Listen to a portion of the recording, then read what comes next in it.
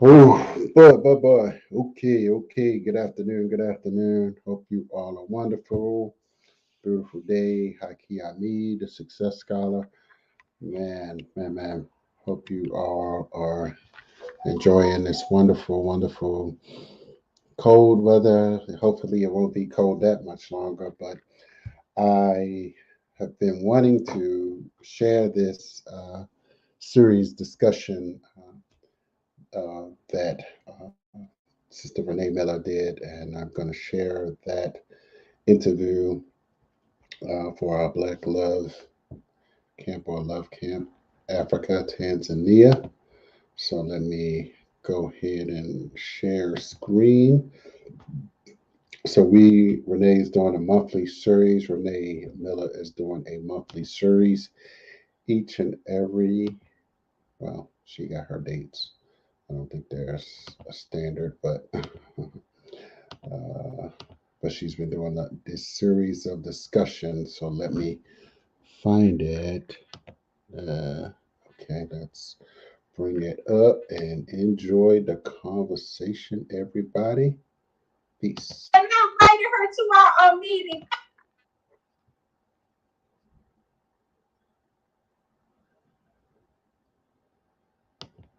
It's still up.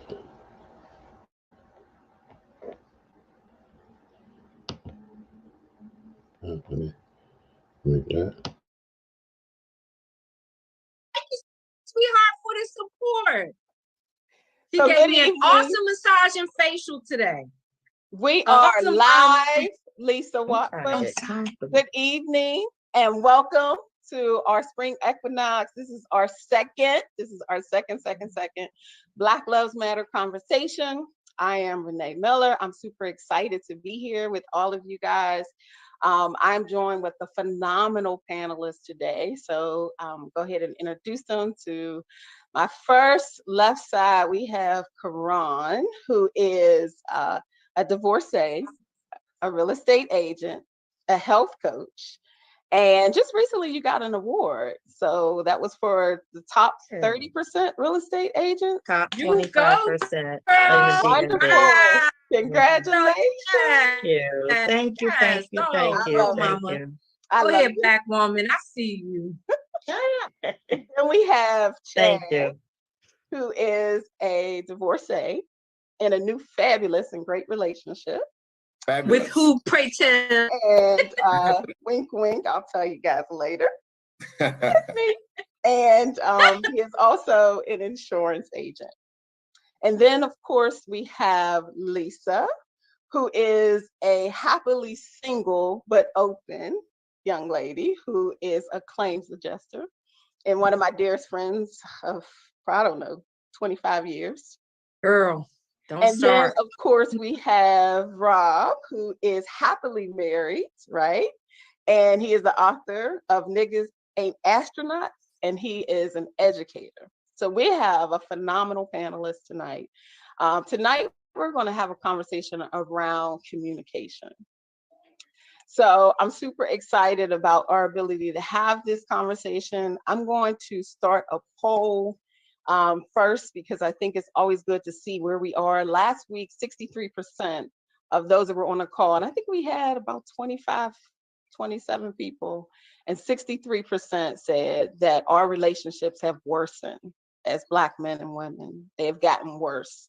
And so I thought tonight would be a great opportunity for us to talk about it. Me, myself, I'm big on communication and I'm big on how we communicate with one another because I think that makes all the difference. And I think it makes us to be able to see each other, evolve with one another and grow. And communication, I think, is one of our foundational essence of who we are. So I'm going to launch the poll and I want to get you guys' thoughts and then we're going to jump right into our discussion. Okay. So can you guys see the poll? We can. Yep. We can. Okay. So I want you to go ahead and vote. First, just number one. Don't vote on number two yet. Okay. Just one. And it says, in your lifetime, communication amongst Black men and women has. So has it improved? Has it stayed the same? Has it worsened? What do you guys think? Do we submit it? So go ahead and submit. Yep, go ahead and submit. I'll let you submit unless you answer all of them, it seems. Okay, so then, okay, perfect. Now, this one is just for Black men. And it says Black, so that's just Chad and Rob right now. Just need y'all to answer. That Black women know how to communicate with Black men. Go ahead and put your answer in. From your experience, from what you see, you know, your actual experiences. This is Chad, ain't even enough of us to actually kind of dilute our votes either. Yeah, right. Yeah, exactly. So it's kind of obvious. You have my support because I can't unclick my answer. Okay, and then now the women only. So Francis, Lisa, and Karan, go ahead and respond. Oh, and Crystal, go ahead and respond. Black men know how to communicate with Black women. Now, I only see one answer for number 2. Rob and Chad. I answered because you have to answer all of them in order to submit. I answered it. Okay, yeah, Chad, did you answer? I sure did. Okay. Wait a minute. It says Black men know how to communicate, and it just has choice 1. It doesn't give me a yes or no. You got to scroll down. It says choice 1 and choice 2. I assume choice 2 was no. So yeah, choice 2 is no. Okay. Yeah, it's not working for me at all. I mean, we don't have that many people on here, so why don't we just do a show of hands maybe, if that's easier? Okay, yeah, so let me I submitted. So it wouldn't work for me. There you go. So the results are kind of interesting, but what I see for number 2, I'm gonna focus on 1 and 2. How about we stay there for now? Okay. So when I look at 1, it looks like you all said it's like a tie. Some people say it's improved. Some people say it stayed the same. And some people said it worsened. It's worsened. Interesting. Right. So we're going to get into what that means. Who said, not necessarily who said what, but we're going to talk a little bit more about that. Okay. And then when I look at the second one, where it says Black women know how to communicate with Black men, I see 67% say no. Wow. And then I see for Black men know how to communicate with Black women, I see 100% no. Wow. Ouch, ouch, ouch. It was only one person voting. Yeah, so that's interesting. So that means we get to talk about it. We get to really talk about it. So let me cancel the poll. And then let's just jump right on into it. So you guys can see me now, right? Yeah. Yes. Just checking. Yes, ma'am. All right. So who is brave enough to talk about, because before we jump into the actual questions, I'm just curious to know who felt what. So we look at those of you that said communication has improved. Who feels that way and why? How has communication improved for Black men and women? I would jump in and say that from and this is just my experience, that the communication has improved because my communication has improved, right? Getting a different level of clarity in what it is that I'm trying to communicating it with grace and from a place of care, right? Because I know that this has been a difficult place for us. Being in the work for myself and always being open to the fact that the opposite sex or whoever I'm speaking to at that time, even if it's my son, sometimes I recognize that because I'm in the work doesn't mean that they're in the work. So communication has improved because I'm much more intentional about the language and just, extending some grace in that specific arena. I love that. Okay.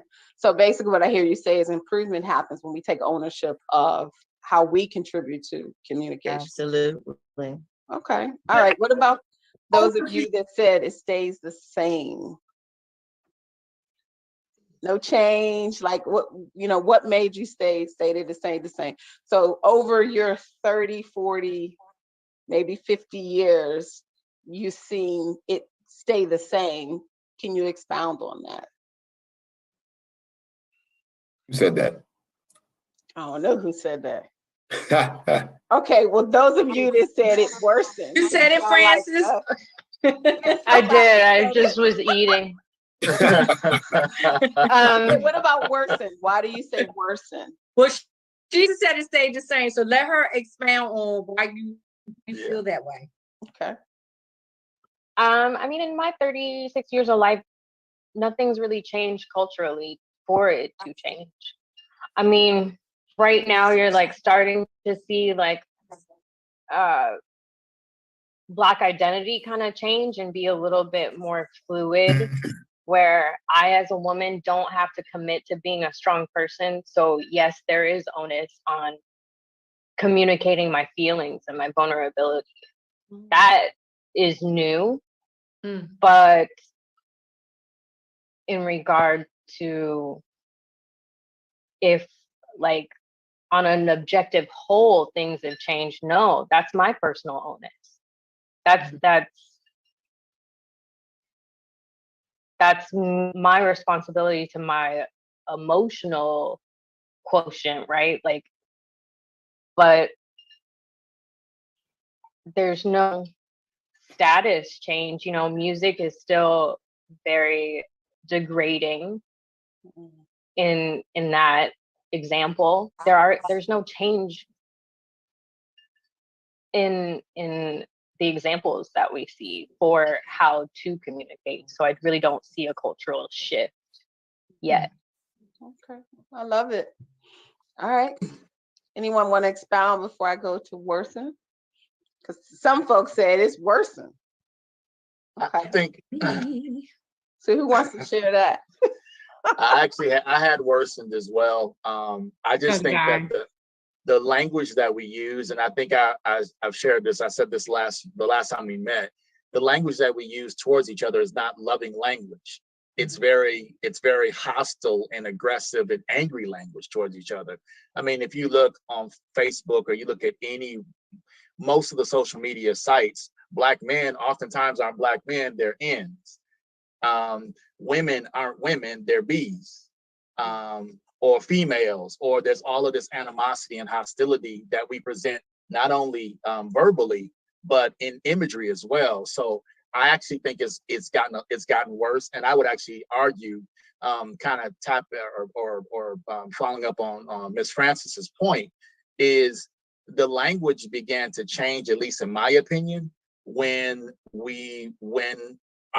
Black culture got kind of fused and with kind of this kind of hip hop kind of street hood prison culture thingy that we got going on, where we don't really talk about love. We don't really talk about anything. I'll give you a quick example. I run a mentoring group in a school. And so this particular day, one of my boys' girlfriend broke up with him. He called her every B, every hoe, every whatever. And I was like, son, it's okay to be hurt. Like we all love, and we all, F her, F that B, F that, so I sell it to say, like, so culturally, we've kind of transformed from at least talking positively in some ways to now, anytime she doesn't give you what you want, she's a bitch or she's a hoe or she's a whatever. And I don't think that language is good. I also think when it comes to language too, we got to talk about like kind of age ranges as well, because at 52, I've lived a life, and I've been with, when I played football, I had friends who called women bees in some cases. Now they weren't my direct friends. I didn't hang out with them, but I heard guys say that. And so, so anyway, I say all that to say, like, I think that the whole notion of communication and the worsening language, and it's worsening language. And I said, I'm gonna quit, but I'm gonna say this thing real quick. Language is how we value things, how we define things, how we feel about things' significance or importance. So when you use that as how we use language, if I'm calling you bitch every time I see you, then what I've said indirectly is that you have no value, and you are open to whatever violation, violence, whatever it is that somebody puts on you because of the language that I use. And I think particularly for Black people, we're a little bit too loose with language, in my opinion. I'm gonna shut my mouth. I've been talking too long. No, that's what this is about, conversation. Yeah, no, it's perfect. There's a couple follow-up questions I have, but I want to first hear what Lisa has to say because they may tie in together. Well, after that communication between Black men, I think collectively. So if we're talking about from an individual standpoint, I think, yes, some of us have done the work so that we communicate better in our personal relationships. But when I'm looking at it collectively, I think that it has, it's worsened. And I think that, part of it, and I know we want to blame everything on social media, but I do think part of it is because I think there's something to be said when you're communicating with people and you have to deal with somebody face to face. You understand what I'm saying? When you're having that organic conversation with another person face to face. I think that social media, it's funny because I was watching something on TV and they didn't even know how to engage each other without texting. And that is just mind blowing to me. How are you now? How is it now? Like Francis's generation, I think Francis might not be a millennial, but that whole millennial they are very uncomfortable just having to pick up a phone and call you is just, and I get things evolve, but I think that, right, exactly. I think that we can never get away from that just natural organic interaction, that energy that we need to have when we are dealing with each other face to face. And I think that although social media has its positives, I think when it has come to communication, particularly between just Black men and Black women, I think social media also gives you an opportunity to say things you normally may not feel comfortable saying to me face to face. You understand what I'm saying? This false sense of confidence that you may not have if we were sitting down and having an organic conversation. And so, and even in my business, I mean, I think there are a lot of positive things about young people. I don't want to, slam these Gen X's. I even look at how they write now. You understand? They don't even, everything is this short text. They don't even know how to write a complete sentence sometimes. And I'm just like, what is on? I just think that it has, I feel like communication between us, that is one of the downsides of technology to me. I think that it has definitely worsened between Black men and women. And I think it does have something to do with the generations. Yeah, I agree. Oh, go ahead. I'm sorry, Chair. Yeah, I agree with both Lisa and Robert. I think it's generational. I think I'm 48, almost 48 in October, I'll be 48. I think among people our age, like my age group, I think it's gotten better, but it's gotten better later in life because of experience and wisdom. And I think, back in my former career in fitness, I always said a lot of times that most of my clients had to have a heart attack before they, you know what, I should do some cardio, So I think a lot of people, when we get older and we might go through a traumatic divorce, well, you know what, maybe I should be a better communicator, So, you know what I mean? So it's so I think a lot of us have gotten better because, we've had to, if we wanted to, actually have great relationships in the second half of our lives. But I think a big thing with the younger generations is that unfortunately, a lot of us parents didn't do a very good job of teaching our kids how to empower their voices, how to deal with conflict, how to speak for themselves, how to express how they feel, how to be okay with their emotions, and how to deal with someone face to face, and it's when I used to hire young coaches, a lot of times the hardest part of my job was teaching them how to communicate with clients, how to talk, how to have this general conversation. So I can't even imagine if having a general conversation face to face is traumatic. I can't even imagine how difficult it must be to actually deal with relationship stuff face to face. You know what I mean? So I think in that respect, it's gotten worse because I don't feel like this generation it's not entirely their fault. They haven't been equipped to deal with conflict and to deal with it, in a Okay, and a method. You know what I mean? If I might add too, from an educational standpoint, when you look at actually literacy and reading comprehension, typically African American males are at the bottom of the performance level. So when you start talking about reading, language fluency, literacy, and things like that, when you read, obviously you're consuming words and you're getting definitions. If you're at the lower level of that, and if you're not performing at the level of everyone else, or you're significantly below everybody else, that continues to just kind of manifest itself as you move through education. And so you becoming an adult and you still don't have necessarily language. Now, women, in general, women use more words than men. That's a reality. But when you add in when you add in the literacy limitations that some of us have, some of us as being African American men, or boys who eventually become men, it becomes kind of very telling in some of the relationships, the ability to communicate and to actually have a cogent thought. An example, my wife and I were watching something, we were watching the Muhammad Ali thing on PBS. There were some brothers on there who were in the Army or Navy, whatever, I think Army. And these are not officers. These weren't, guys who had high levels. These were guys who were on the ground who were doing the grunt work. When you listen to them talk, they had cogent thought. Their sentences made sense. You knew where they were going. It all rolled together. We watched something a little bit later on, and it was like, I think my wife said, "Baby, what did he say?" And I was like, "Honey, I got nothing." And so again, this whole literacy thing, we sometimes make it about the system, but there's something wrong with. I agree I agree that we are struggling with Chad, that we're doing something wrong as we raise our boys, and the data indicate that across the board. So I'll leave it there. So Let me just say, I'm sorry. I want to share a couple thoughts that I heard, and I want to see if this is what you guys heard. So I heard amongst all of you in different ways that communication is challenging. One, either because it's not the way we need to learn about it is not happening. There are external forces culturally now that are influencing what we think is normal.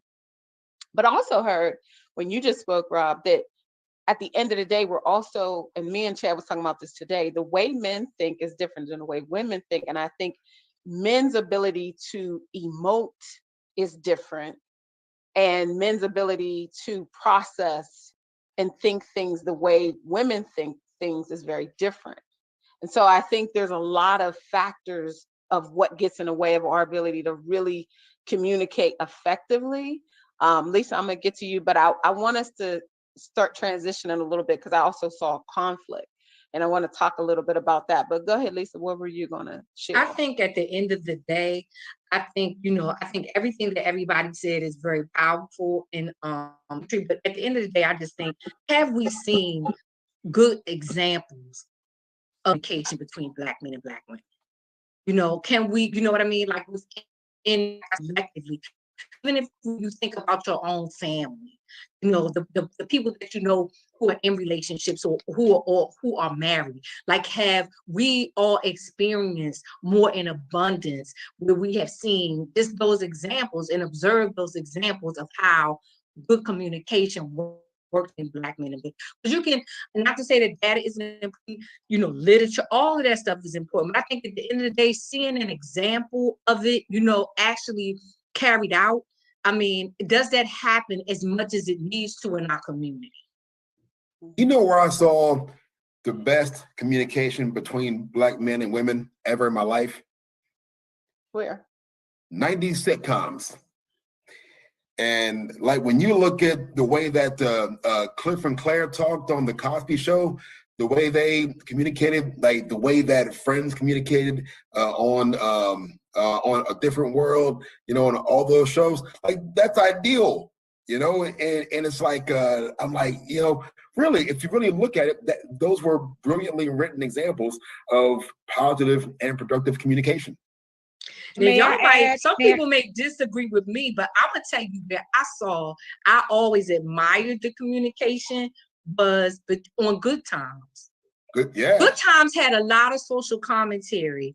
And Mhm. to me, when I looked at how Flo interacted with James, Mhm. they had an ebb and flow where she never emasculated him, and Not once. always, even when it not right, and even disagreed, or, and to me, I felt like she was able to stand her ground, but at the same time respect that he was still the leader and the man of their household. I mean, to me, I mean, people may think that's fun, but Good Times had a lot of social commentary if you really check it out. And he never disrespected her once. He never showed her disrespect, not once. So may I add something? I think those are great fictional examples, but when you don't experience in your life real good communication, you don't know how then to make that good communication happen. You don't understand how that actually gets developed because you don't understand how Flo grew up or how Cliff grew up. In some ways you do with the grandparents and etc. But those fictional examples don't help common people because you don't have context for how to make those decisions. And so when you're in today's society, I feel like Rob and I have talked about this a lot. Our generation has proven to be the worst example to our children. We had great examples in our grandparents and in our parents. And then somehow, as we were trying to climb our ladder of success, we started entitling our kids and gifting our kids instead of spending real valuable time with our kids because we were trying to make it and do better than what our parents did for us. We forgot some things. And so if you're looking at how we quote unquote got here, even culturally, we have to examine our generation with regard to our communication and with regard to how we treat each other. And so, although to me those examples are great, we have to look at real examples. My parents have been married for 54 years. My grandparents have been divorced. I knew both those sets, my mom's parents and my dad's parents. And I'm not saying their communication was perfect, but I learned a lot watching them. A lot. And I didn't come from a violent household. I didn't come from, a household or households that was dramatic.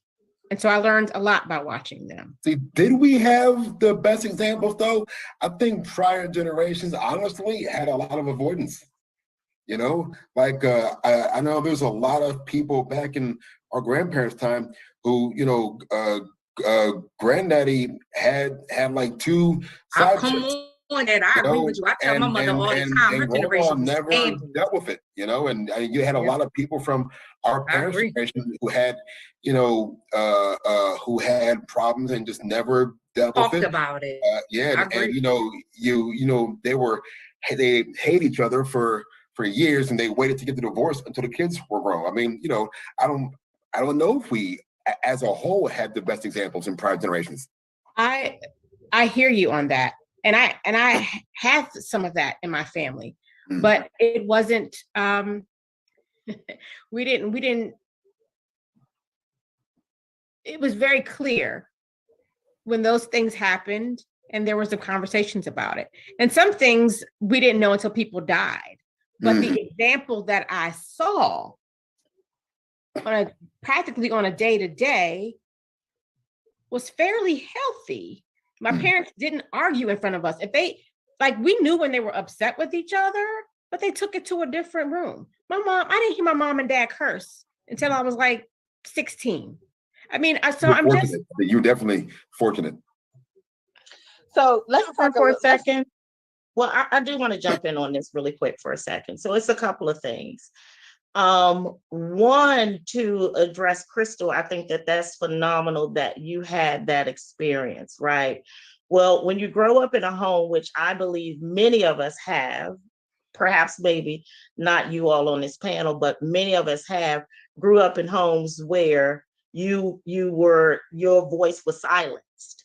So you were not allowed to speak. You were not allowed to address. You were not allowed to communicate or show, displeasure in anything that may have been going on. And even when I saw things happening with my parents, and they may take it behind closed doors. It's a lot of that that taught me and that showed me how important it was to have a voice. Not having a voice really left me extremely depressed as a young lady, right? Because I was not taught that communication. I wasn't given the opportunity or the chance to say, hey, this is how I feel about this. This is what I think about this, right? So having a family myself, it became important for me, for my children to understand, I don't care what it is. I want to hear what you have to say about it. I don't have to agree with it. But what I've seen is that some of my children don't understand how to confront. They don't understand that conflict can be healthy in their healthy ways to navigate through conflict because mom and dad took it to another room, right? So it's like, okay, it's okay for us to have our differences. And so we sat down as a family. We did circle time, family time, sit down. This is what's going on with such and so, and we all need to talk about it. And I want to know what you think about what's going on with your brother, right? And that was just the start of me attempting to, one, help my children understand that their voice was important, and then two, just give them just a chance that, listen, communication and language is something that you will learn over time and it will evolve. But if you do not even use your voice when you are up against these different situations in life, then you're just dead in the water when it comes to communication. So I heard all of you all, I would not put it even on Francis's generation.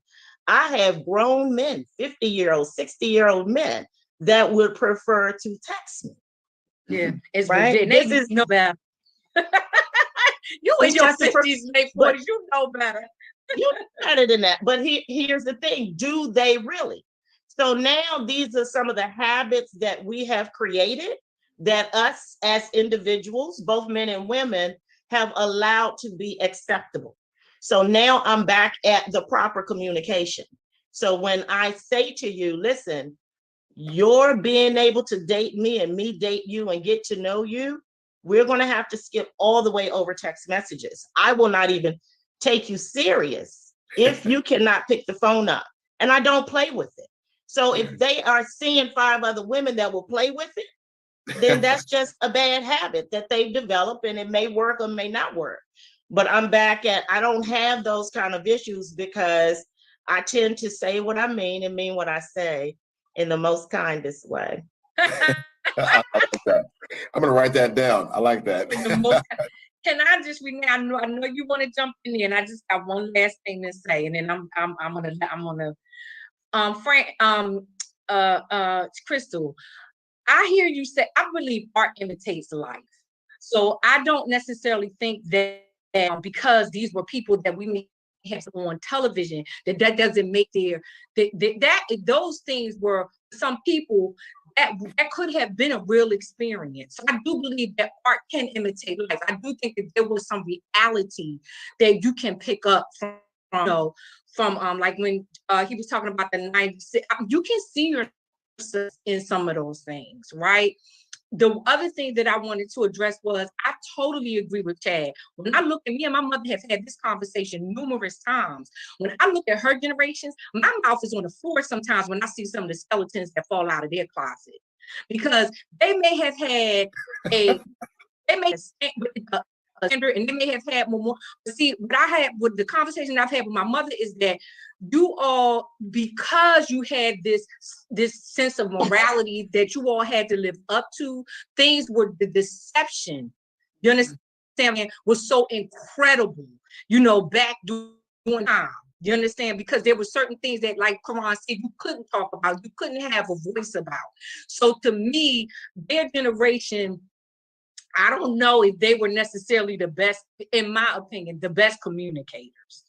I get what you're saying, where you didn't see a lot of the, like, you didn't see where Robert was talking about how, men calling women out of their name and, all of that kind of stuff just openly, because I think they maybe had a higher certain standard at that time. But I'm telling you, the deception that they there are a lot of us that are still traumatized by the things that generation did that they just didn't us, that you do out when you show up at a funeral and you got a whole other family. Daddy and they had a whole side family that nobody knew nothing about. You like, what in the world? Like my dad, man, yeah, I could tell you a whole story about him. I am the product of an affair. So I mean, that's just reality. I think though we're talking about, at least what I'm hearing is that we're talking kind of two different things. We're talking about behavior, which is definitely a piece of communication. And then we're talking about the verbal communication. For most people with communication, be it verbally, is that to have communication, you kind of got to know yourself, and you kind of got to know what you want. Correct. And that becomes the challenge. And also being honest with yourself. That's also a challenge. Sometimes we have $500 ideas, but we got $15, attitudes, or $15 language, or whatever it is. And I go back to what I said earlier about the literacy rates of, again, your language and your pool of words to pull from is a direct correlation to the amount of language that you consume, that you know, and that you can pull from. And if you can't read, or your reading level is significantly lower than other groups, you don't have those conversations. You don't have those higher end conversations. Now add in this particular time where you've got young men who are listening to hip hop, and young ladies to some extent, listening to hip hop 17, 18 hours a day, 16 hours a day, whatever it is. And that's their influence. The language that they're consuming is not traditional English language. It's a lot of similes, metaphors, whatever, that don't really make any sense, and you don't really know what they're talking about. And then when you ask them to talk in English language, they really can't articulate themselves. The young man I was telling you about earlier, about the girlfriend who broke up with him or whatever, he could not articulate in clear and cogent ways what happened, how he felt, and what his response was going to be. It was be this, be that, this, that, and the other. And you know what I mean, Miss Murphy? You know what I mean, Miss Murphy? Like, no, I don't know what you mean. So articulate yourself. What do you mean? And he really couldn't do that. And I think that, again, as we look back in time, a lot of our grandparents were dropped out of school, maybe some were illiterate. Some, my mother was a high school dropout, but she read the newspaper every day, and her vocabulary was on point, and she taught me a whole bunch of words. But the question then becomes, is that happening in every house? Because in my opinion, that's actually part of the explosions that we're having all over the country with young black men, is an inability to process their pain, their anger, and then also articulate their anger. Because when you can talk about it, then you're not like a pressure cooker. If you can't articulate it, you become a pressure cooker, because you can't let it out, because you can't really articulate.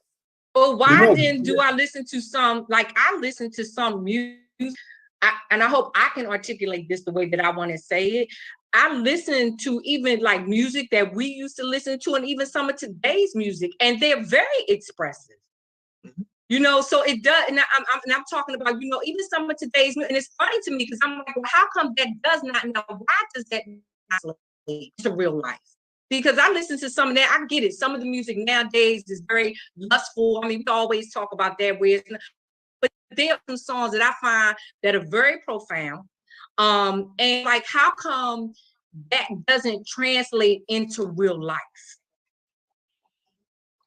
So that's probably a good segue to go into a different direction, similar direction, because I think, Lisa, to your point, I think we have some phenomenal songwriters, but I think to Rob's point, if you either don't know how, didn't learn how to do that, don't have great examples, to Chad and Karan's point, you're not going to be able to express something that we see in art form. Those might be just great writers.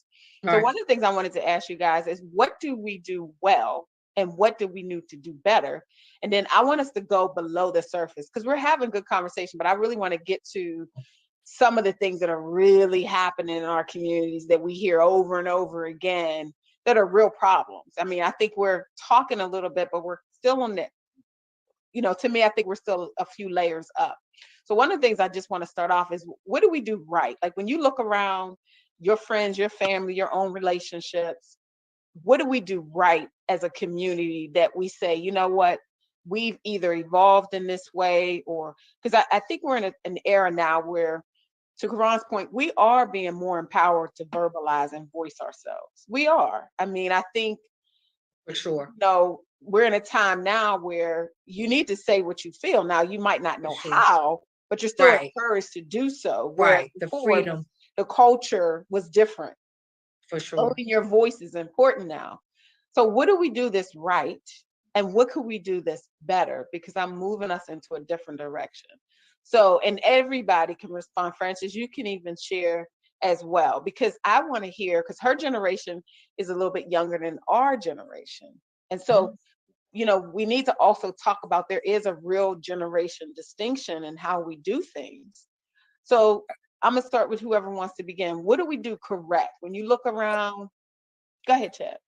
I think what encourages me is I'm seeing a lot more emphasis on mental health because that's crucial. I know when I was just angry and just bitter about the way that my divorce went down, when I started seeing therapists, it really got me a lot more aware of where my personal communication flaws were, right? Because I'm a high logic communicator, and that doesn't translate well to people who may be high emotional or higher empath. Like my son, he's a high empath communicator. Like he's all heart, you know, and I'm like mostly all brain, but he's all heart, you know. So when I'm trying to talk to him, you know, it made me realize that when we were, and I was like, man, like I'm not feeling him enough, you know, and I need to feel him more. And becoming a better communicator with him actually made me a better communicator for other relationships as well, because, you know, I learned how to manage this and open up more of this. So, and, but I wouldn't have gotten that if I hadn't have, you know, been with my therapist, because, you know, I think just speaking from Black men, I feel like, you know, we don't get help as much as we need to. You know, we go through a lot as Black men in America, you know, and I don't feel like enough of us, you know, talk to each other about those things. I think we tend to bury how we feel a lot, and it hinders us in our relationships, you know, with Black women. So I just feel like in general, I do feel like that's become more important in the community, and I see some definite progress in that department. Got it. That's good insight. Okay. Who else? What else do you see that's working well? I would say I would piggyback off of Chad to say that what I do see is that there is the space where we are at least open to the listening, not necessarily in the hearing, right? But the older we get and we've had these traumatic life experiences, right? Or we've not been able to have the level of success that we're looking for in our relationship. I do believe that people are starting to pause long enough to listen and to take into consideration that I play a part in it, right? Versus the constant blame, right? In your 20s and your 30s, it's so easy to say it's your fault, and this is the reason why. But, you know, even in a quiet space, as I've evolved as a woman, I'm able to go back and take a look at some of the points I would say in my marriage that were never, ever my battle. It was never my responsibility, you know, to pick the ball up and run as a woman. But my mouth would not allow me to see, hear, nor understand that. In my 30s, it just wasn't like, yo, we got to get this right. We have a family. What is wrong with you? Right. And so I think that it is in the listening. And I think once we get to, you know, the hearing part, and then there's, you know, along with what you're saying, Chad, I think it's the emotional intelligence and well-being that's tied into that as well. Because if you know, I've had men to say to me more than enough, don't ask the question if you cannot handle the truth, right? And so in that, our ability to be honest with one another also requires some level of responsibility in being able to handle what we need to hear. So if I hear you say to me, I'm not happy in our marriage, versus try to blame and make it completely about you or me, let's just sit long enough to say, okay, what's not making you happy? And really unpack that, because it's not necessarily, it took years for me to really understand that my divorce was not my fault, right? And that your inability to be happy inside of this marriage was really, really tied into you not being happy with you, right? So it's in the listening, it's where we are emotionally, our ability to sit still and unpack it long enough to, really have the conversation, and I see it more with men that I am dating, like I went through a very bad divorce or very, bad breakup. So I do know that I have work to do on myself. And I'm happy to hear that. That's something that I feel like I can work with if you're actually in the work. So that's big for me today, for a man to be able to communicate that. Yeah, I read something on social media, and it said, I'm not impressed when you buy me things. Give me a receipt that you went to therapy. Now we can talk. Because, a lot of times for me, if I hear a man has done some work on himself and he's taking it serious, I'm seriously taking him serious, because he's willing to take accountability and do the work. And so that's always good to hear. And I'm always good to hear that. Okay, what else is working? Because we're going to get to what could we do better in just a second. You know what I think is working? I think that it still matters. I think it still matters to us. At the end of the day, I think that we still in the struggle, still in the fight. And to me, I think if as long as we are still willing to fight to get back to one another, I think that is what's working. That I'm trying to figure this, and we just haven't thrown our hands up, and it's like, too hard to get. Like, we are still, there's so many conversations about Black love. If you go on social media, if you go on Clubhouse, like, it's so many, we are still trying to figure this thing. How do we get back to one another? And that, I think, out of everything is encouraging, that we still in it. I was right beside, I was your day one. And I'm gonna continue to be, things have gotten kind of funky between us, but we're still trying to figure this thing out and get things, get back to one another. And that's what I'm encouraged by. That I see a lot more of these conversations happening. I love that. That's good. Okay. So I would say, kind of piggybacking on what Lisa said, I think that I think what's good is that there are a ton of vehicles for people to actually have these dialogues, to hear different ideas, to listen, process, and probably integrate some things into their own lives. I know for the one thing I will say that I think that is a part of communication, and that's safety. You need to know that whoever you talk to is safe and won't belittle you, begrudge you, whatever. And so I see a lot more of the spaces coming up for people in regards to, and a lot of more vehicles for people. I think that those things are wonderful for people to exchange, particularly in this COVID time, because this COVID time has been really tough for people who live alone.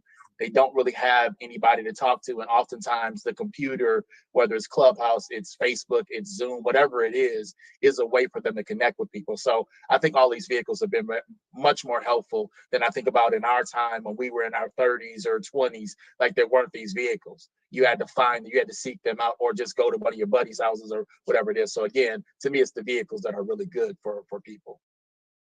So, we're going to segue into what's not working. So I'm going to start off by saying, I think what's not working is that not enough of us make it safe, and safe to really be seen and heard without judgment, ridicule, or lashing out. And me and Chad was talking about this today. It was like one of the things that we were talking about is how we show up when we're communicating under duress or under stress, and how do we respond to one another. So I definitely think what we can do better is make it safe. But now I'm curious, because I was going to ask you guys tonight, oftentimes we think it needs to be safe for the woman.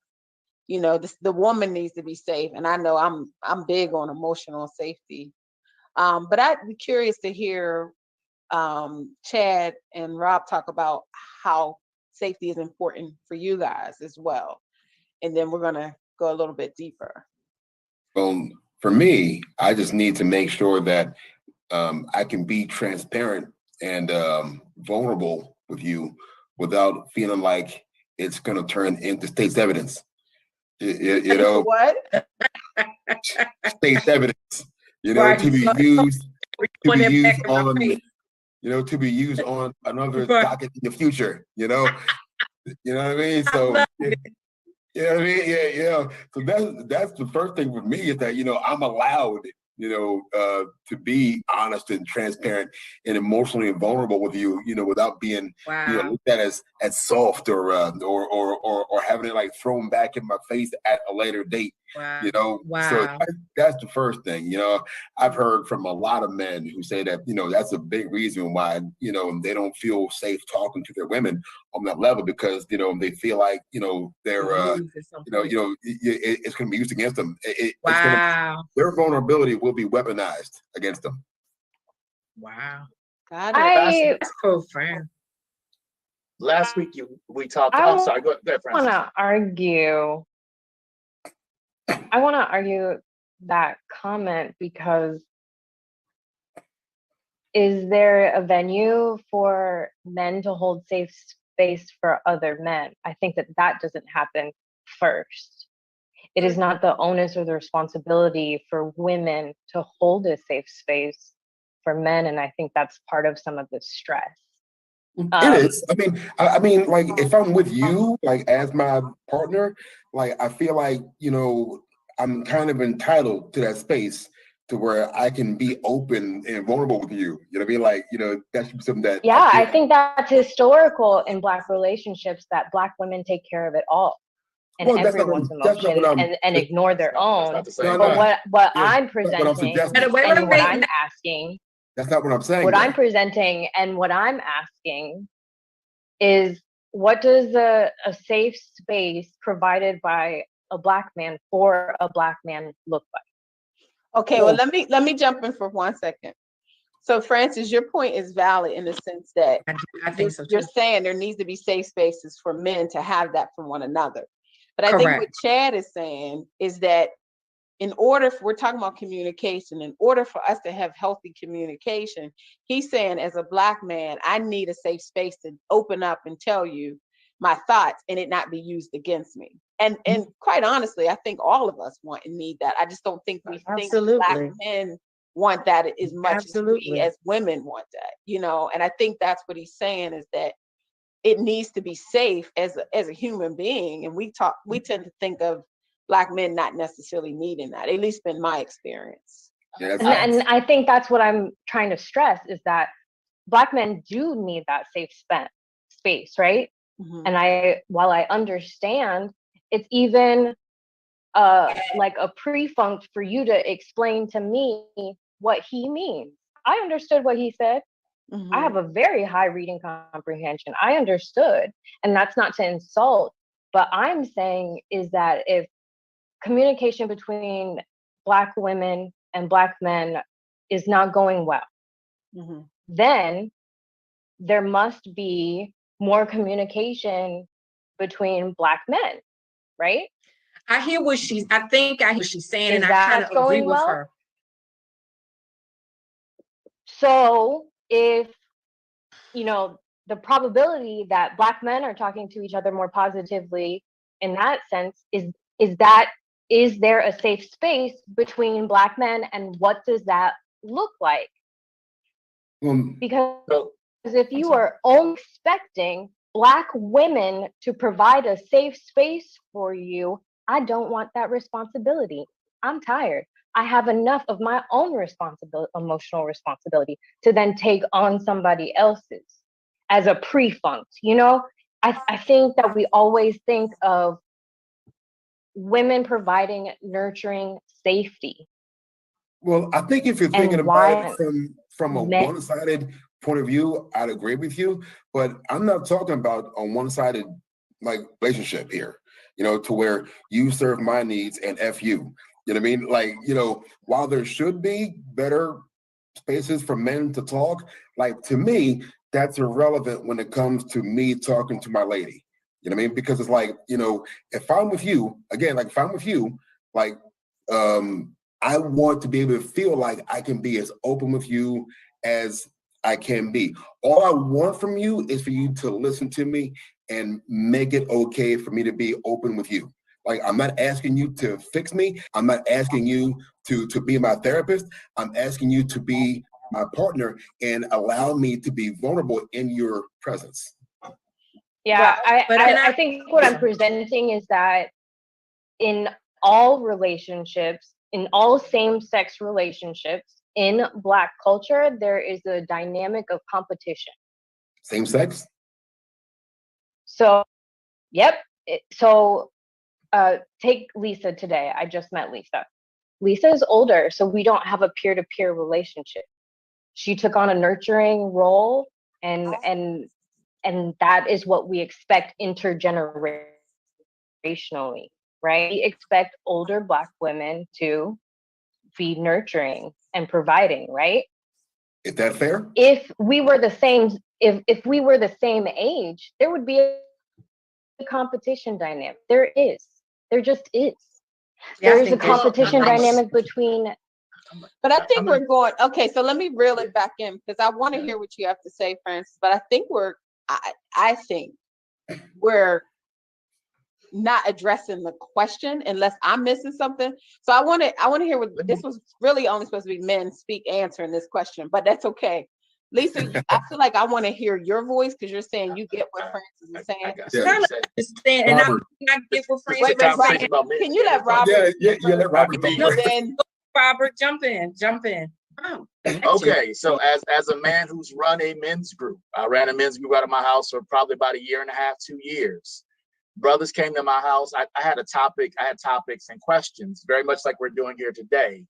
When I tell you that brothers came to my house and the meeting was supposed to be from like 1 to 3, and dudes wouldn't leave my house till 1, 2, 3 a.m.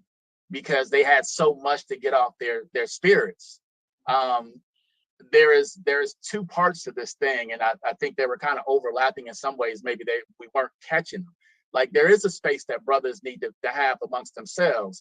I jokingly called my house the Oprah house because we would talk about any and everything. We talked about colorism. We talked about homosexuality and heterosexual, and we talked about a whole bunch of topics. And the beauty of it was brothers felt safe enough to express themselves. And there were times when we went way, like I would ask a question and they go way off and we just would never come back to the questions. But we do need, and I'm in agreement with Francis, there is a need for a space for Black men to just be. Because the other thing that I heard from brothers is that when they got with their ladies, they couldn't get a word in edgewise or whatever it was. Now, I will say this too, we do have spaces and places for each other in our friendships. So it isn't that we have to even sometimes coalesce around a particular building or space or meeting place or whatever. Sometimes you pick up the phone, dog, guess what happened? It happens. We handle ours possibly in a different way. Maybe it looks different. Maybe we don't define it in the same ways that women do. But I think that the vehicles and the spaces and the conversations and the supports are really the same. But I also think in relationship to communication, you've got to have guys around you that will also hold you accountable on that communication. I think. And so we as brothers held each other. Like, I don't have a friend who is a bad father, because we will all lean into each other like, dog, you're supposed to be spending more time with your kid. Like, we hold each other accountable. So we do have those conversations and we do have communication. I know that there's been a lot of talk about Black men saying they love each other. We said it to each other for the last 15, 20 years. Now, we don't say it every time we get together. We will get together and we'll crack jokes on each other, whatever, but that's also our way as men of expressing and sharing love. I had a friend just the other day talk about his son who was locked up, who was doing some things he shouldn't have been doing. And he was like, dude, this feels so good. I'm able to get this off in a place, in a safe space. And that's what I was saying when we first started a little bit earlier, that communication, at least vulnerable communication, is around safety. And people feeling comfortable and feeling like they're not going to be judged, they're not going to be embarrassed or humiliated, and they're going to get really love and support. And again, in our group, and it actually ended because I got involved with some other things during the week. But I still got brothers who email me like, "Dog, when you gonna put that back together, man? Like we love that." Like I literally was with somebody Friday, and it was a guy from the group who was like, "Man, we used to do that, man. Remember you used to do that? Like we need to do that again. We need to do that again." So there's a need out there for just Black men to come together and coalesce around just being men and sharing and loving on each other in a way that isn't that doesn't have to have the bravado. Because that's the other thing that we didn't have, is we in that room we didn't have any bravado, because we just talked and cracked jokes and loved on each other. But Robert, what I hear, and I may be wrong, but I hear Francis saying is, but you are not and I wish that you were that group of men that you had, like you said, that could come together, and that became more of the culture. Do you understand? Yeah, I don't think I agree. I can agree with you on that. Like, and that's what I hear. And I agree with Francis. I think that men have a great deal of influence on others. Mm-hmm. I think that if men held each other accountable, like you said, you held each other accountable to be good fathers, to be good husbands. Men definitely have a lot of influence, just like women. And I think that community that you had is not as plentiful. Like you said, those safe spaces amongst men to just drop all the bravado, be able to be vulnerable. You know what I'm saying? That unfortunately, I don't think that is. I think we're moving towards that. Like Chad said, I think that now men are starting to do the work on themselves, starting to understand about therapy, starting to, and I think that's a great thing. But I still think that there is still a lot more superficiality when it sometimes comes to men and their engagement. And I wish that the group that you had became more of a norm. Because I think men have a great deal. And I think that's what I heard Francis saying. And that we talked about the guy I was with Friday. We were talking about sometimes just there is a base set of expectations for Black men wherever we are. There's a base set of expectations, and my buddy and I were talking, and we kept saying, like, we didn't always fit that expectation. Now, for me, I was an athlete, so I was able to get my Black cool points because I was a great athlete, and so people let me in because I ran a 4.240, or I scored 6 touchdowns, whatever it was. I was accepted into the larger Black male kind of milieu, if you will. But truth be told, I love sports, but I also love space. I also love reading comic books. Those were things that I had to, in some ways, keep hidden from the larger Black male group, because that wasn't cool, and because that I wasn't accepted, or that wasn't acceptable. I think about myself. I'm 6'3". I'm 260 pounds now. When I was playing football, I was 195 pounds. Again, my ability to play to score touchdowns or to make game-winning plays was my cool points. And I think that's part of the challenge for Black men, is moving away from the base and becoming fully developed human beings. And I'm not saying we're obviously, not all of us are that way, but I know for my buddy and I, we were talking, we felt like we were really lonely as young men because we couldn't have conversations about space or science or comic books or hard rock or whatever it was. You had to fit into this tiny little box of what it is to be, quote unquote, a Black man in America, or a Black boy in America. And it wasn't swag. I think we kind of got off topic here. Yes. It's so funny because you were reading my mind, Chad. I was like, wait, how do we go so far left? And sometimes it's okay because it's all good information. Yeah. But what I was going to say is, yes, if there are spaces, and we do need more spaces for Black men to actually be able to connect, that's one thing. But us being vulnerable to one another, it's not exclusive in my mind. They can both coexist. They are both necessary. is what I think. So, but I didn't think we got off course. I think that it tied into each other. I think that Black men having a safe space among each other can then transition into how they engage and how they interact with their mate. I think that, like you said, the 10 coexist. I think that it's both. I think because Black women, we talk about any and everything with our, you know what I mean? Right. So I think, and then that can, I believe, can then transfer and translate into their relationship with their partner. absolutely. And I mean, I think the question was, you know, we started off saying, what can we do better? And then we started talking about what do men need? Because I also now want to ask women what you guys need. But before I go there, I want to, you know, switch a little bit. We talked a little bit about the word respect came up a few times. I heard it throughout. What do you guys think? How does respect play a part in communicating with Black men and Black women? And I'm curious to know, do we find that there's enough respect in our communication? Is that a major factor in our ability to communicate with one another? It's huge. The lack of or having it. What do you guys think? It's huge. I agree. I think it's huge. And I was literally just having this conversation with my wife a little bit earlier. Like, one of the challenges for us is how we view our relationships and our responsibility in that relationship. I was a single dad for however many years I was. And I used to do an evaluation with my daughter. And some people are like, oh, that don't make sense. I used to ask my daughter, like, okay, Pumpkin, how can I be a better dad to you? And what do you need from me? And how do I need to adjust my behavior? To me, that's a small thing that we can do. I even asked my wife that last week, like, how can I be a better husband? Part of, to me, this whole notion, when you start talking about Black men and Black women, is this notion of responsibility and what it means, what we have to be for one another. My personal belief, and I literally said this to my wife earlier, my personal belief is if I create you and bring you into my life, or I invite you into my life as my significant other, be you my girlfriend, my wife, whatever, I have a responsibility to you to ensure that you have a great experience, or at least a good experience. And part of that responsibility is me checking in with you. How are we doing? What can I do better?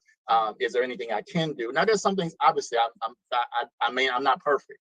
But I think that when we're invested in relationships and we're trying to make relationships better, and we love people and we respect them, then those are the things that we have to do. We have to ask questions, because what I know, the way I treated my ex-girlfriend is not the way that my wife wants to be treated, or they're not the things that she may like. So again, I think you have to do some soul searching and ask some questions about that. And I believe that we submit to each other. Like, when you're really connected in your work, like to your point, Rob, you submit to each other. It's not, I think we have this notion that women are supposed to do too much for our men, or, you know, but I'm a firm believer that at the end of the day, it's a really healthy relationship and you're practicing good habits. It really is, I'm submitting to you. I'm doing what makes you happy, and you're doing what makes me happy. And happy, that's probably not the right word, but we're doing things to acknowledge and love and value. Yeah, value.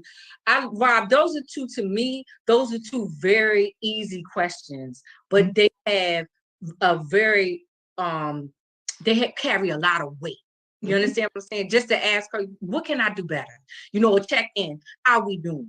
You know, are there some things that we need? For me, that is the baseline of what we're talking about as far as keeping that open communication. Let me check in with you. Let me see where we are. You know what I mean? I think that if anything, that sparks the conversation.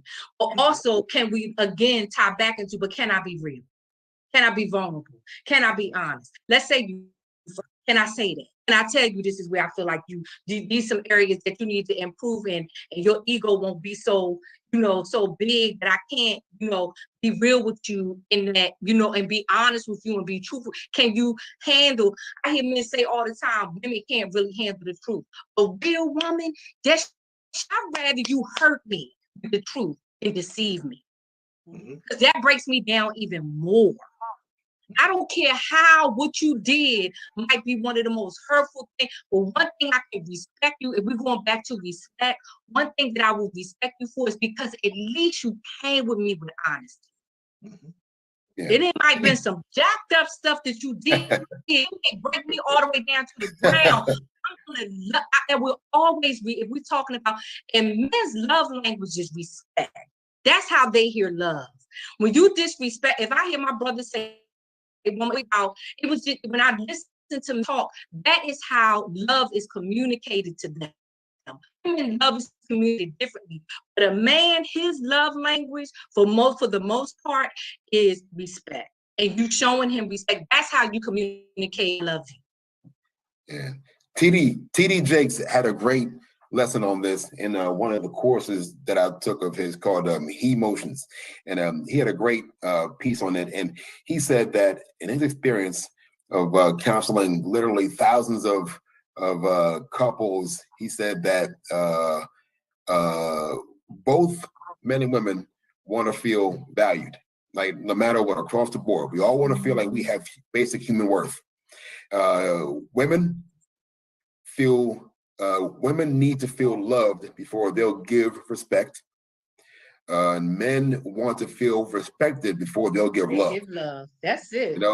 So I think it's almost like a circular thing. It's like and to your point, Francis, like a while back, I think a lot of Black women do feel like they've had to doctor their Black men up, and it's not fair. And I feel like in some ways it's made a lot of Black women almost allergic, to the whole thing, but of a project. Yeah, that's what I call it. Tired of a project.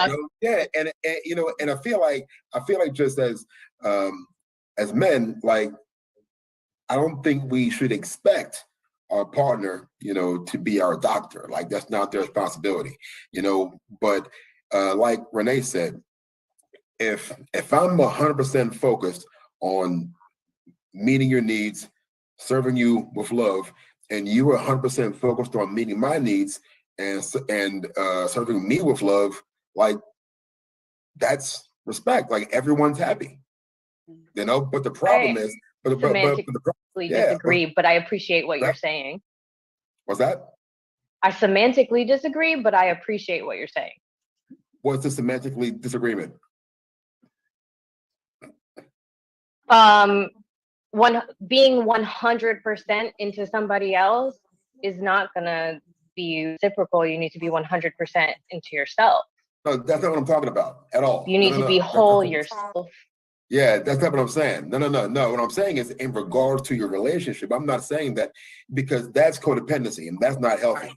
No, what I'm saying is, like, this is like extra, but I'm saying, like, a lot of people, including myself, admittedly, back in my marriage, we have this pride to where I'm only going to give you this little bit if you give me this, and it's like, and to me, if, like I told Renee the other day, if I'm holding back my love from you based on conditions, how the hell do I expect this thing to work? It's like, either I'm all in or I'm all out. You know what I mean? So it's like, and that's a very powerful realization. So either I'm dedicated, if I'm with you, I'm not getting rid of myself to make you happy, but I am going to give the energy that I dedicate to you, to being the best possible person I can to you, and serving whatever your needs are without losing myself. That's what's up, all I'm saying. That's what's up. That's what's up. That's what's that you to be to me. What I love what he said is, I hear what you're saying, but he's not saying that he's going to lose who he is. He's saying that he is willing to give all of who he is to his relationship. You understand? And that's what a lot of us are so scared to do, to taste the truly love, because there is risk that comes along with it. Yeah. But you're never going to be able to really get fulfilled if just though you gotta ask me. that safe, you gotta find that person that you feel safe and say, you know what, you are worth this risk, and I'm gonna take it. And I'm gonna lay it all on it. You know what I'm saying? I'm going to give you, but you gotta make sure that value is important. You make sure that you're giving it to somebody mature enough to understand what it is that you're doing. Yeah, I agree. Because if you get somebody who's not a good steward over it and don't know what to do with it, just saying, you know what, I'm going to be in this unconditional. Regardless of how this thing may play out, but you want it, I mean, you're never 100% sure, but you want to try to make every effort to make sure that you're giving it to somebody that's mature enough to handle that type of vulnerability. And that's I think the challenge that we have. I want to say one last thing and then I'm done. You know what you said, what do we do wrong? I was listening to a song, you know, I'm a very much so artsy person, and this just spoke to me, bottom line. I am looking for somebody who I really thought what it was, who will think I'm beautiful even when I'm stuck. You understand? That even when you're what? Now I'm trying not to use all, you know, who will still see my beauty, even when I am just emotionally, physically, I may not be at my top of my game. You understand what I'm saying? But you still see the beauty, and I think so much pressure, particularly put on Black women, as far as how we show up physically. And I'm just looking for somebody who can just be like, you know what, yeah, you might not like you did when we first met, but that still don't mean, understand, I'm not saying that Black women still shouldn't have some responsibility and want to make sure that they are attractive man. But I think that it's so much put on us to have this physical beauty. And I think I'm just trying to find a person that is willing to accept, you know, that may change and it's still cool. I'm gonna still mess with you. You understand what I'm saying? Because I see at some point I have to see that the intimacy of who we are is just as important as that I'm still physically attracted. I hope what I'm saying is making sense. But there is so much pressure put on us as Black women. I mean, even at 50 to you know, listen, I'm not trying to compete with these Instagram people. I'm 54 years old. What I look like trying to compete with Instagram? Are you serious? Like, you should have met me 25 years ago, boo. I can't get at you. The person that can see beyond that. You understand what I'm saying? That you know what? Yeah, nah, you ain't. I can show you some pictures when I ain't gonna say I was drop dead, but I was, you know, I was killing the game at one time. It's so much more. You want that woman make you for a nip. That's gonna give you some excitement. I'm your girl. That's gonna hold you down. I'm your girl. I'm not saying that there are not some things that I need to do again to want to be attracted to my man. But at this stage in the game, that can't be the end all to be all. And that's what I think that's hard to find.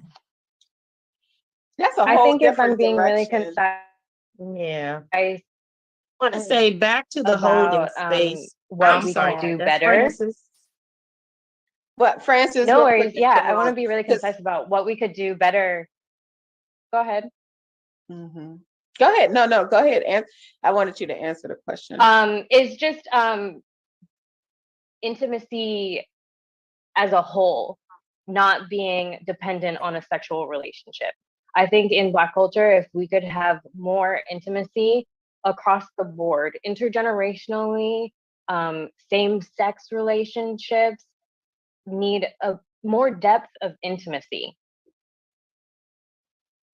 for all of this to work. Because I think that Black women are starved for love, and I think that Black men are starved for respect. So if we don't limit these meters to only our sexual relationships, then all of our interactions will be so much more fulfilling. Yeah, that's facts, because you know, vulnerable admission, like, you know, when I was like newly single, you know, if Renee knows this, so this isn't a shocker to her, you know, like I was out there, because I had this big like scar across my heart, and I was trying to fill it up with all the wrong things, man. And and it didn't get me anywhere at all. I felt worse, and I felt more depressed. What was you doing, Chad?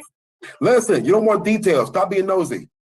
I put my details out there. When I broke up with my daughter's mother, and her and my daughter moved out of our apartment, I had 7 women in 9 days. Yeah, man. Yeah, man. It was bad for That's men. real talk. Like it's That's me being real. That is me being You real. got to put it all out there though. But okay. She was like, yo. Gee, Yeah, a little decorum The is other- nice, but that's me. Okay. But you're right, Francis. That's true. Like, to be real with you, I didn't really know what real intimacy was, honestly, until this current relationship. Honestly, I didn't really know what real intimacy was. I'm not saying that, to gas anybody up, but Oh, honestly, please, she grinning from ear to ear. No, but really, no. But Yeah, she got lipstick on her earlobes. Now she's smiling. No, like I didn't have that with my ex-wife. I didn't have that with the girlfriend that I had, after my ex-wife, and after that whole mess phase. And but when I finally got it, it's like a lot more things about what I really been needing all this time became clear. And I think that's why things are working so well, is because I really understand what the full scope of intimacy is. So I totally agree with you. Well, I'm gonna put a shame. It's not even a shameless plug. I'm gonna just put a plug in. It's interesting because one of the reasons why we started having these panel discussions is because we're preparing to go to Tanzania. We have a love camp coming up October 3rd to 13th.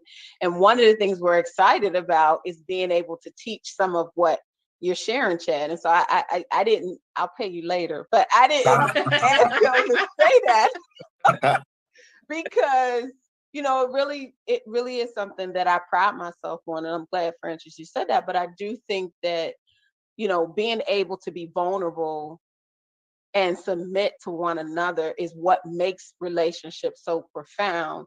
And it doesn't take as much as we think it takes. It takes being willing as a first start. And I think a lot of us just have to, first, to Francis' point, to be more intimate and be more willing and not have sex and other distractions take part. And we talk a lot about how we communicate and being vulnerable with one another as a baseline of who we are. And so I think that makes a huge difference. And when we go to Tanzania, one of the things we want to do is really explore these conversations at a deeper level, because I was debating today that I want to talk about the word healing, but I think more and more healing has to happen within our communities also for us to be able to do some of the things we're talking about. So I appreciate you guys saying that. Now, I'm mindful of the time. It's about 8:30. There is one more topic I wanted to talk about. Probably would take us another 15 minutes, maybe. But I definitely want to ask you guys about communication as it relates to the Black. So first of all, I want to make sure that we talk about the Black. I feel like we talked a lot about the Black man, not as much about the Black woman. So let me first go there and balance out the conversation just briefly.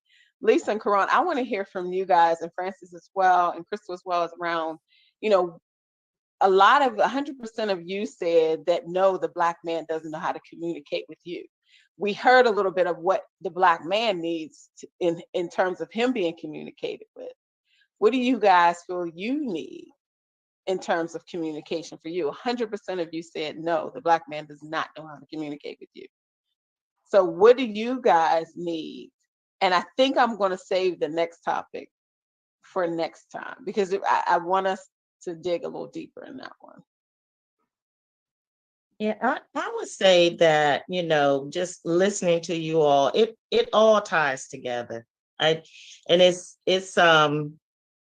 sometimes I feel like it's so much, it's broad, it's big. It's not being in a relationship and holding that space and being able to be vulnerable. That benefits so many people, not just me. So many people get to benefit from our ability to do that. So now you talk about, thinking about what you were speaking about, Chad, about the intimacy, right? And so in putting in the work, you as well, Francis, in creating that intimacy, how do you come into it and step into being okay with being vulnerable, even inside of that, right? And not becoming so uncomfortable with how that makes you feel. So my ability to hold space for an individual, it's no attack on me. Because being able to do that, whether this relationship survives it or not, it benefits so many other people. It benefits your daughters, it benefits your sons. I like to believe that that trickles down and it benefits my daughters and my sons, because somebody's got to be in the work of doing it. Right. So for me, it's really about, listen, can you just be in the work with yourself and be okay with that? I was in a relationship for 4 years, and I'm clear that that man loved me the very best that he could with the information that he had to know how to love. We had fun, we had great intimacy, right? He didn't like it, and he was honest about that. I'm not comfortable with this. I'm not comfortable with how much I love you. I'm not comfortable with how it makes me feel. I'm not comfortable that you are so empowered in this, and what that would look like for me if you make a decision that this doesn't work for you. So that I felt a responsibility, even though I didn't want to be responsible. The only thing that I could ask of him is that you be in the work for yourself, because so many people benefit from that. Your daughters will, and your granddaughters will, because you will show up completely different in the world, right? So I'm okay. I held space for him. I expanded and I held that space for him, because that's got to be a painful place to experience that kind of love, and to be afraid to be vulnerable to that kind of love, and afraid to just show up and feel like it's okay to love someone like that. So it all ties in for me.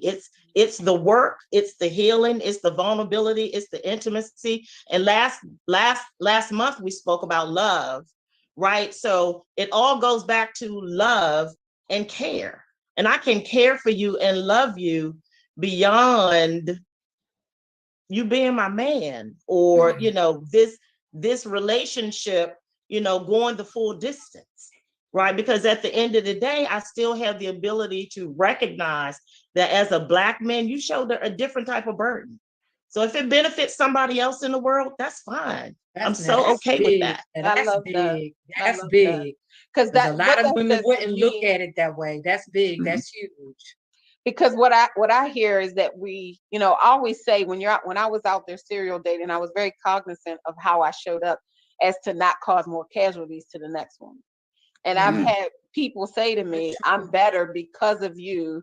And even though, to your point, Karan, we didn't work out, but I was very careful not to create casualties for that next woman. And I think if we thought more like that, that's a really deep thought process. If we were thinking more like that, almost like my brother and my sister's keepers, we probably would see more healing also in our communities, because we would recognize that what we do or what we say or what we don't do or what we don't say is going to contribute how our community is impacted.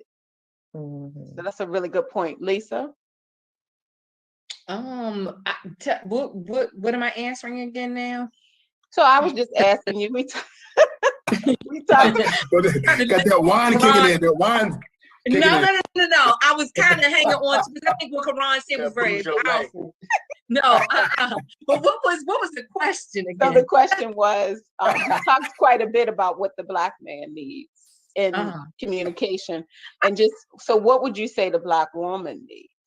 I think I probably talked more from a personal standpoint, but I think I've already said what I need. I think that I really am I wish we could get more to just, that things will go just beyond the superficial and go, that we kind of, like I said, it's nothing wrong want to be attracted to your man, and you want to be attracted to your woman for sure. But I wish we could move beyond it. There were other things that kind of also took priority when we are engaging one another, or when we are looking for somebody to, to be that partner to build with, that there may be other things be more important than, Well, I love that, Lisa, and that will be an episode, because I this is not about communication, but to your point, I often say, a lot of us have bought into this whole number system. And I know that when people call in the Kevin Samuels show, one of the things that he'll ask is, if Beyonce's a 7, then what are you? And women will actually respond, well, then I'm a 6, or I'm a 10, or I'm an 8. And I'm like, this is ridiculous. I'm not going to allow you to reduce me to a number. So to your point, I think there is room for us to have a really good conversation about, the physical and appearance and what our men have bought into, because a lot of our Black men have bought into America's traditional standards, whether it's hair, whether it's body, whether it's age, whether it's whatever. And I think there's room for us to explore it. But that's a whole. I think from the communication standpoint, I think I'm gonna just keep it really simple. I just really think if we just again had that space for people just to show up and just be. I mean, I'm big on just being real. Like, I gotta just let me. I can't, and especially at this stage in the game, I can only be who I am. Does that mean that I don't want to evolve? Does that mean it's not something I feel like the brother that was with us the last month, and when he talked about that female and male energy, he gave me food for thought. How do I show up when I'm communicating? Do I need to be more? I am a very animated, and I'm passionate about things, but let me be mindful when I'm engaging with men that is that coming off too masculine. Like those are things that I am still wanting to explore, but at the end of the day, still allow me just to show up as Lisa, and it's cool. Like, it's okay. We can have, that genuine, that people can genuinely be who they are and communicate who they are. I mean, I think that's something that's just real important for me. Understood. Well, I appreciate all of this conversation that we have today. One of the things I do want us to talk on next time is about the conflict, because conflict came up quite a bit today too, but I think it deserves more than a quick in and out conversation. I think it deserves a little bit more time. Crystal, did you want to share something? We were talking about what Black women need from communication, and I was like, okay. Well, jump in. What share your thoughts? No, I just wanted to say that the only thing that I would really appreciate is for you to say what you mean, but just be sure your delivery is one that I can receive. I don't want you to tell me something you think I want to hear. Like if I ask you, do I look fat in these pants? And if I do, tell me in a way that I can hear it. That's a trap. Don't ever answer that, fellas. Don't ever answer that, fellas, ever. But but my husband knows. My husband knows.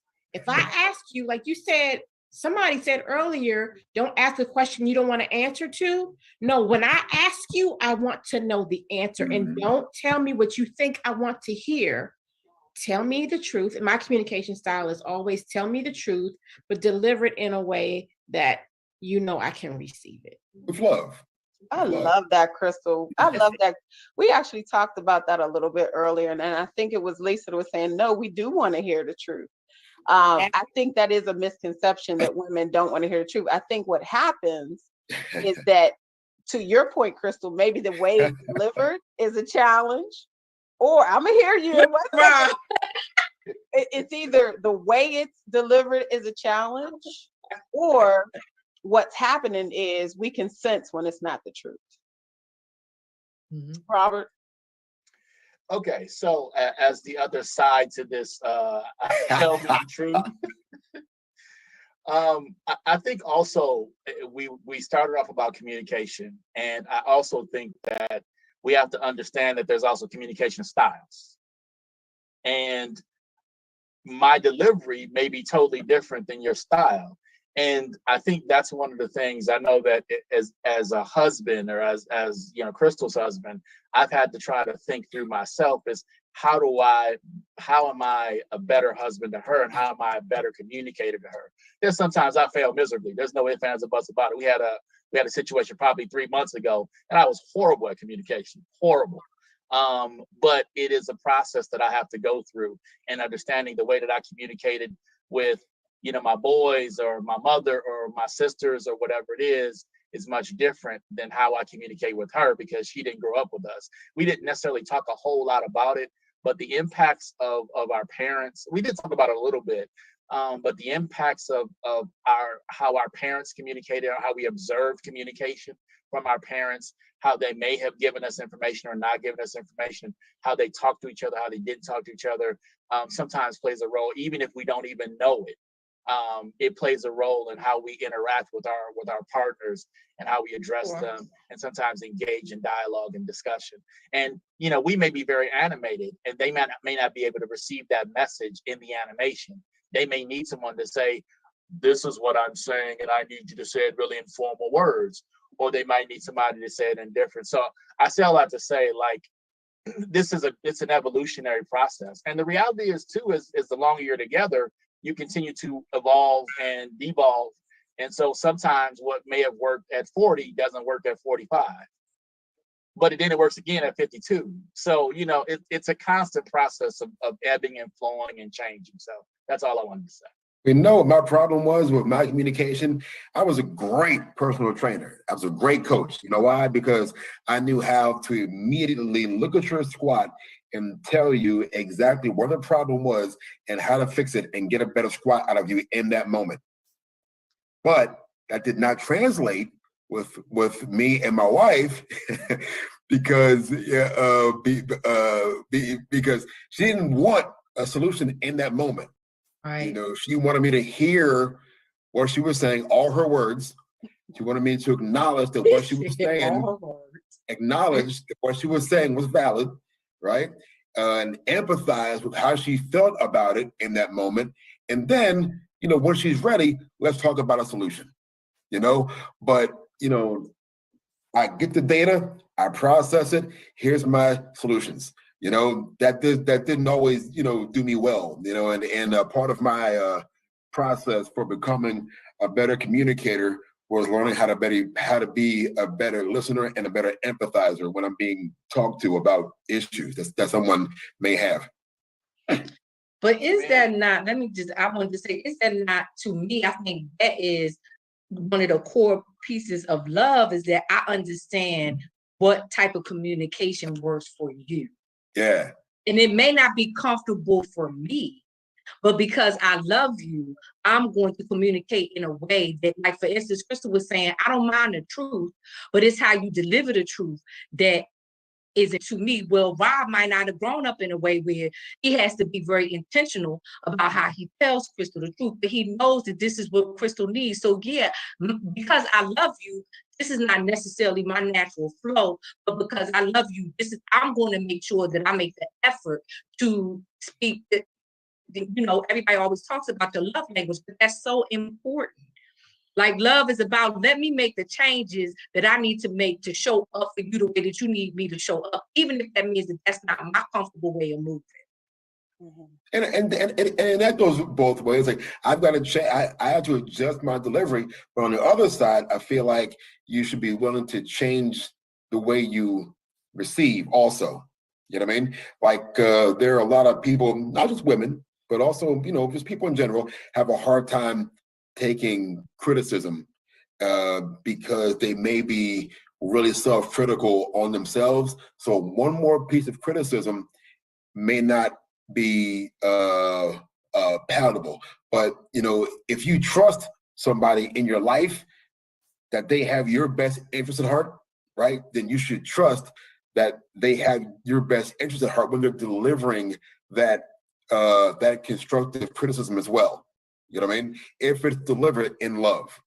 You got to know your audience, right? Yeah, exactly. Mm-hmm. I think part of knowing your audience is also, the more you stay connected to your mate, the more you can see your mate. I think oftentimes we got to be willing to look and pay attention and not see it necessarily through the lens of what we want, but the lens of what our partner needs. And that's, it's two different things. Like how we receive information, receive love, receive support may be very different. And we may have to even be willing to relearn or expand how we show up in support of supporting our mate. So, and that's just not in male relationships. That comes in relationships. I can talk about me and Renee. You know, I am the phone. I'm getting ready to start running down what's going on. You know, what's happening with me. You know, blah blah. Renee is I had to be very intentional. She needs for you to check in first. She needs to make, you know, how are you doing? How are you, you know, and that wasn't comfortable for me. And we used to battle that. You know what I'm saying? Like, listen, I'm getting you, but right now, I'm calling you. We can do all this soft skill stuff in a minute. But because Renee is my friend and I love her, I had to realize that although that's not my natural nature, this is something that my friend needs to be okay with. And so I think that is what that happens in relationships. Seriously, I had to slow down to make sure that when I call Renee, I know you are going to have to check into her world before you get off this phone. Whether you want to or not, because your friend, that is important to her. Where I have other friends, they don't need it. You understand what I'm saying? But I know that this is what my friend needed to be at. And so that's what I mean. It's an ebb and flow. You know, sometimes you may have to do things, I think, in communication with your mate that may not be natural, that may not necessarily be comfortable for you. But because you love this person and because you know this is what they need to pay, and because I value you, I'm willing to make whatever shift that I need to make in order to make sure that you're good. Yeah, I appreciate you saying that, Lisa. So I'm back at now how this information is being communicated and how we're delivering it to one another, right? And if in fact it is going to hurt me and you know it's going to hurt me, what's next? Is it okay to open me up like that and just leave me hurt because you had to give me some hard information? Right? What's next? Because the love and the care is your ability, again, for us to be whole in all of this, right? I may have to tell you something that I don't really want to have to share with you because you're not going to respond to it well. So now I'm back at our inability to really be intimate and vulnerable with one another. But if we're really trying to create this, we're having some hard conversations sometimes, right? But we want to leave one another in a good place as best possible. And sometimes that means holding space. And sometimes that means we need to take a minute and have our own space, right? But don't just dump that information on one another and not think that it's okay to make sure that your partner is okay. Well, I don't know if you guys are people of faith, but the Bible says, it says, don't let the sun set on your wrath, you know, so, you know, don't leave things open and bare, you know, make sure that your partner feels loved at the end of the conflict, you know? Yeah, it's a good point. So great. That was very powerful, Quran. Like, give me the truth, I'm okay. But then what happens? How do we repair, you know, what may very well be broken, you know, and I can receive it, but let's make sure we think, okay, what's the next step? You know what I'm saying? After you may be challenged in even receiving it. I may, right? So when I was married, my husband did not want to have to deliver information because for him, there was something wrong with me being super sensitive. I appreciated my sensitivity. It served me very well. But you're not comfortable with what that would cost you emotionally as a man. You did not like the idea or thought that it would make me cry. And you don't have to fix me, right? But he didn't want to deliver information. So now I can't get honesty from you. That's problematic that you can't be honest with me, right? Because you're afraid of, you think that I cannot handle the information. My ability to handle the information, that's one thing. It's okay if it does hurt me. It's okay if I express that it hurts me. It's where do we go from there? I love that. Just dump one another off there. Where do we go from there? Well, that may tie back into, Renee, when you're talking about the healing. Yeah, definitely. And we're also going to talk again, because I just want us to think about this. So earlier today, Chad and I were talking, and he helped me to word it the right way. And one of the things that I said is, sometimes, do we find that some men show up in ways that are cowardly because of what you're saying, Karan? Maybe people, and it might not just be just men, but we're talking about relationships, but just in general, people may show up cowardly because they're not comfortable with sharing in conflict and knowing that things are going to hurt. And so they'll take the easy way out. Yeah, for sure. And what happens is it doesn't help the relationship. It may delay conflict, or it may delay some type of disagreement or hurt or pain, but it doesn't resolve whatever the challenge is. And so that's one of the things that I think we need to talk about again next time, is conflict, because I'm very mindful. You guys have been on this call for almost 2 hours, and I want to be respectful of our Sunday evening. The one thing I do want you guys to do is, in 30 seconds or less, give words of wisdom around communication between Black men and women. A thought, encouragement, 30 seconds or less. And then I want to tell you guys a little bit about this Tanzania trip, and we're going to close out. So, Karan? So remain open, right? Just remain open. Don't close yourself off to communication or put judgments around, your ability or inability to communicate. Just remain open, and it will happen, right? It's putting in the work and just remaining open to it working. Love it. Making it work. I love it. Okay, Lisa? I just, we can get to a place where people can just be their genuine and authentic self, meaning the good, bad, and the ugly. And and it's okay. It's okay that we get to a place where we can just really show up and communicate totally as who we are. I mean, things have to have balance. It's very important.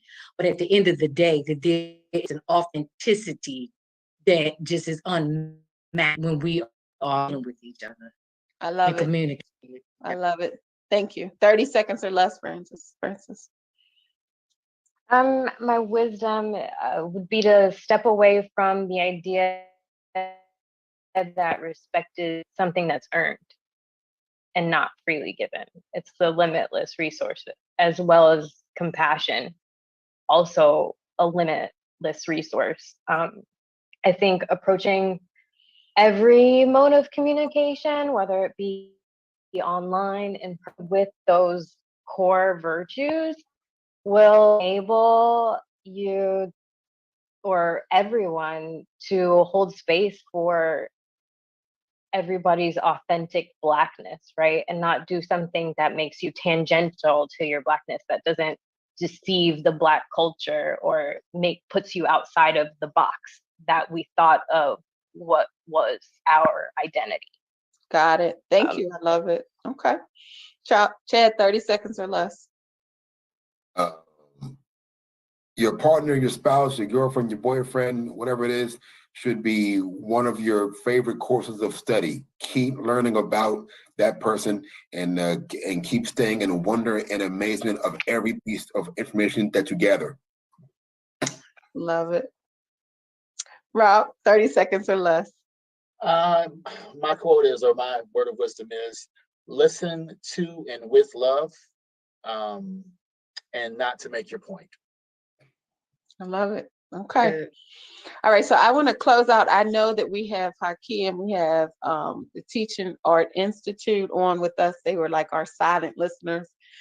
They are partnering with me. We are doing our First Love Camp in Tanzania, as I said earlier, and I just encourage you guys to really consider joining us.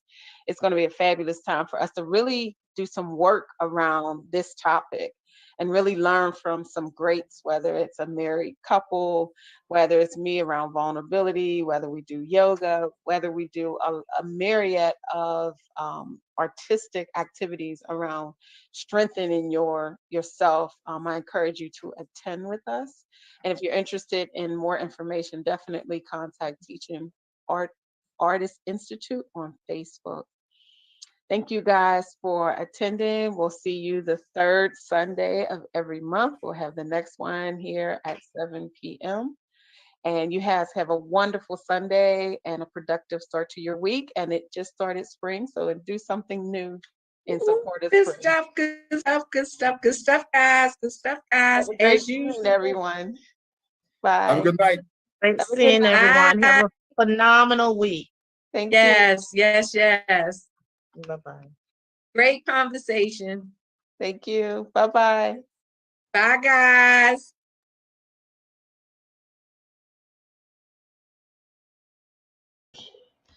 All right, all right. Hopefully you all enjoyed that conversation. It's 10:15, so hopefully you enjoyed my sister Renee, Lisa, brother Chad. Oh man, what was the others?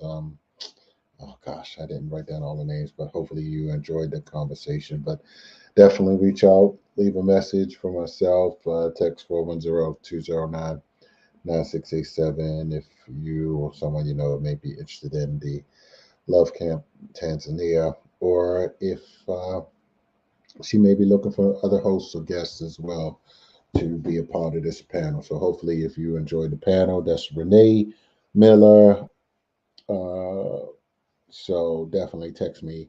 I'll get you in touch with her. She did a great job. Thank you all for tuning in. Holla at the Success Scholar Haki Ami Tanzania 2022. We out. Peace.